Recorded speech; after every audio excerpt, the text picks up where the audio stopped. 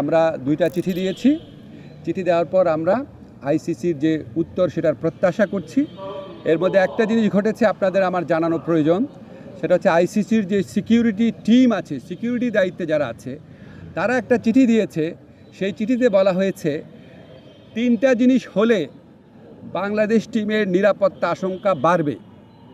একটা হচ্ছে বাংলাদেশ টিমে যদি মুস্তাফিজ অন্তর্ভুক্ত হয়, 2 হচ্ছে বাংলাদেশ যে দলের যে সমর্থকরা আছে ওনারা যদি বাংলাদেশের জাতীয় যে জার্সি আছে, আমাদের ন্যাশনাল জার্সি আছে, এটা পরে যদি ঘোরাফেরা করে।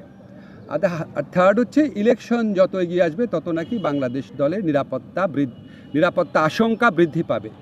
তো আইসিসি সিকিউরিটি টিমের এই বক্তব্য সন্দেহাতীতভাবে প্রমাণ করেছে যে ভারতে বাংলাদেশ ক্রিকেট টিমের T20 বিশ্বকাপ খেলার কোনো রকম পরিস্থিতি নাই।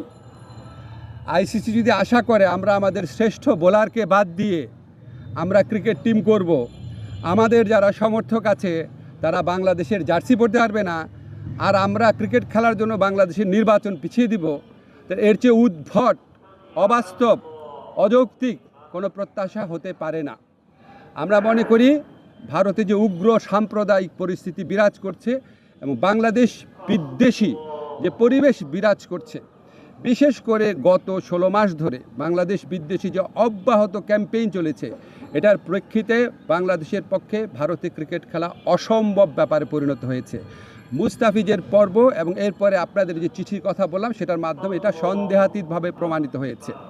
আমরা মনে করি ক্রিকেট খেলার উপর কারো কোনো মনোপলি থাকা উচিত না। বাজার ব্যবস্থাপনার ভিত্তিতে একটা খেলার সম্পূর্ণ বা একটা টুর্নামেন্টের ভাগ্য নির্ধারিত হতে পারে না। আইসিসি যদি সত্যি গ্লোবাল অর্গানাইজেশন হয়ে থাকে আর আইসিসি যদি ভারতের কথায় উঠে আর না বসে, তাহলে অবশ্যই আমাদের T20 বিশ্বকাপে খেলার সুযোগ শ্রীলঙ্কাতে দেওয়া উচিত। এই প্রশ্নে আমরা কোনো রকম নতি স্বীকার করব না।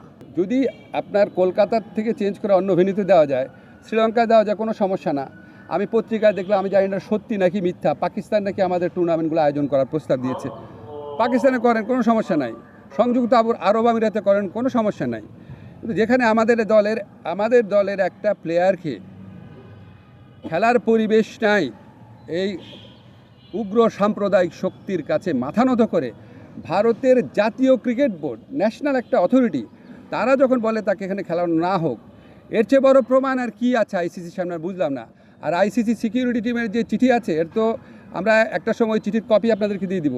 এটা তো সন্দেহাতীতভাবে প্রমাণ করে যে আমাদের ওখানে খেলার পরিবেশ নাই, ভারতের কোনো জায়গাতে খেলার পরিবেশ নাই।